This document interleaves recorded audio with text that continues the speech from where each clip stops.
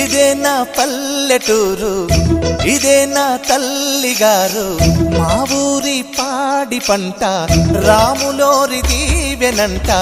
తల్లి గోదావరి నీళ్ళు కడిగ సీతమ్మ పాదాలు, ఊరంతా హాయ్ హాయ్ హాయ్, మనసంతా హాయ్ హాయ్ హాయ్.